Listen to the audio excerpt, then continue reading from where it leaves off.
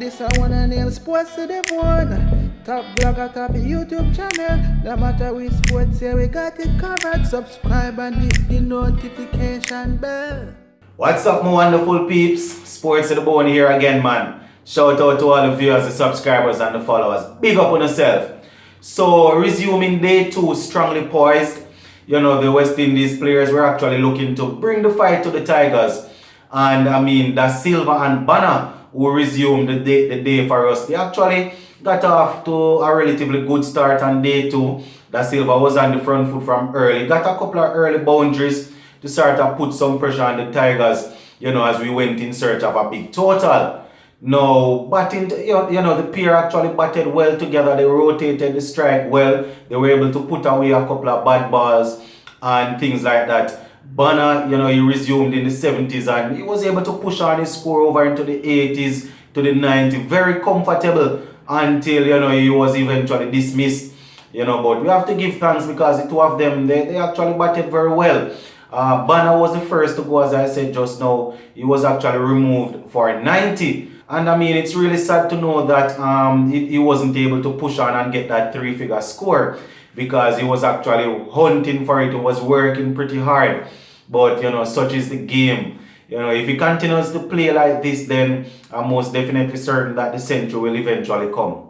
Now, Alzarri Joseph was sent in next to partner up with Da Silva, and it seems as if he was sent to play a role similar to what he did against New Zealand last year when he got that big half century. I think he got something like 84 or 86 against New Zealand last year. You know, I was a bit worried and, you know, I was thinking that boy is going to have to do a lot of bowling, so, you know, I wasn't too sure why they would send him out so early before Carnival, but you know, I mean, the guy is actually developing into a good bowling all-rounder. Yeah, man, seems as if Joseph really enjoyed the opportunity that was given to him to go out a little bit earlier, you know, to show what he's capable of. And I must say, boy, it was really well done by Joseph. He actually played a couple of shots that a number 3 or a number 4 batsman would be proud of. You know, got a couple of 4s and a couple of 6s to get his innings underway, and he really didn't look back from there. And you know, Da Silva was there probably talking him through it, making sure that he wasn't playing too much rash shots, and you know, was just there rotating the strike and thing like that.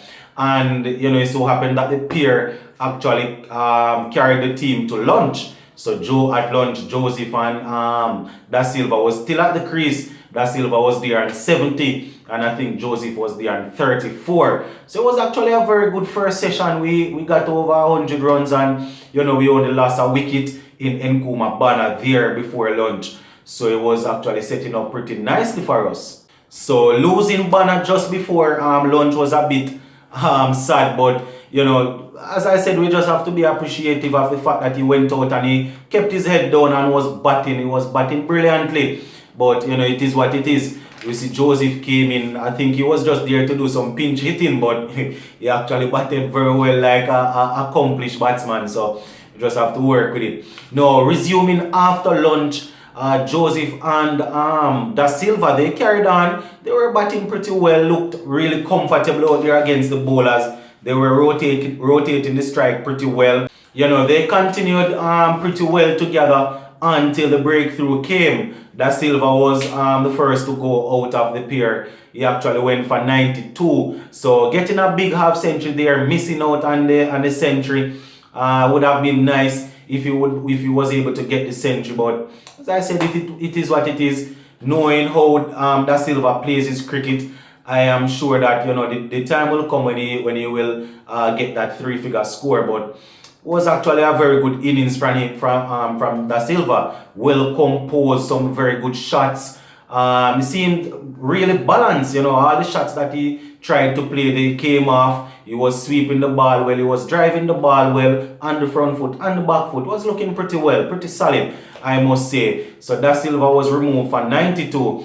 Alzarri Joseph continued his swashbuckling innings and brought up his half century pretty soon. Yeah, as soon as he went to 50, you know, he moved into the 60s, into the 70s, and into the 80s eventually. But it seems as if his luck actually run out. He was eventually dismissed for 82.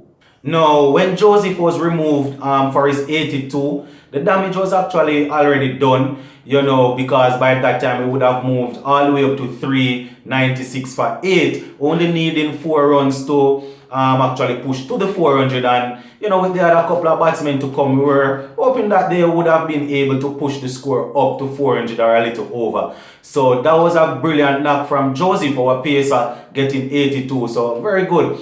And as regards to our other batsmen, Cornwall, Warrican, and Gabriel, they all combined to give us 14 runs, which meant that we were able to push over the 400. We actually ended up at 409 all out. So it was very good innings. Just sorry that those couple of guys missed out on their centuries, but it is what it is. 409 all out. Pretty competitive score. Now, as regards to bowling for the Tigers, Islam and Jaid, they were the pick of the bowlers, getting 4 wickets each. So, going in search of that 409 runs, the Tigers, they actually got off to a pretty shaky start. At one point in time, they were at 1 for 1, then 11 for 2. Then they fought their way to 69, I think it was for 3. Until, they staged a little comeback, and at the close of play, they ended up on 105 for 4. So, a little comeback there by the Tigers, but they still have a lot of runs to go. The other guys in the shed, they will have a lot of batting to do. Yeah, man, viewers and subscribers, it would appear as if the Windies are actually searching for this victory. They are hunting for the victory. So far, Shannon Gabriel, he has picked up 2 wickets, while Joseph and Cornwall, they have both notched up a wicket each. Boy, viewers and subscribers, some man spotting a trouble, Some of these so-called senior players that opted out of the tour, they are going to have to fight very hard to actually get a look in back in this team. I won't call any names, but the mere fact that these guys were put together in such a rush and they are performing, you can't just take them and drop them once the senior players say, here what, we're available, That cannot happen. So it's actually going to be very interesting to see how it goes. But that is for another day. I won't even go down too much into that. So resuming on day 3, the Tigers will still need a total of 304 to actually get that score that the Windies put in place. So hopefully when day 3 resumes, West Indies will be able to go out and get those couple of wickets pretty soon, pretty early. We don't want to draw it out too much, make the man go too close to the total. At the same time, we want an entertaining game. Yes, we know it's not like we're saying, boy, we just want to steamroll them, but at the end of the day, we are there to win. So hopefully they will be able to go out and get these couple of wickets pretty early so that we can continue to apply the pressure. We don't want to take our foot off the gas. We want to keep on pressing home for this victory. Yeah, man, and see how best we can come away with the series. Yeah, man, viewers and subscribers, the sooner we are able to get these wickets, the better. Don't want to dry it out too long. So just to quickly highlight a couple of names, once again, shout out to Nkuma Bana, getting his 90. Shout out to Da Silva, getting in the 90s also. And shout out to our pace bowler Alzari Joseph, who chipped in with 82 and will be doing a lot of bowling for us when the Tigers go back into bat. Yeah, man, so that's basically it, viewers and subscribers. Windies are actually well poised after getting 409 all out. The Tigers are at 105 for 4. So we are looking pretty good. We just want to go in and get those wickets. Yeah, man. Sports to the bone. Keeping you informed. Please remember to like, share, leave us a comment. If you have not yet subscribed, remember to subscribe to the channel. I'm out.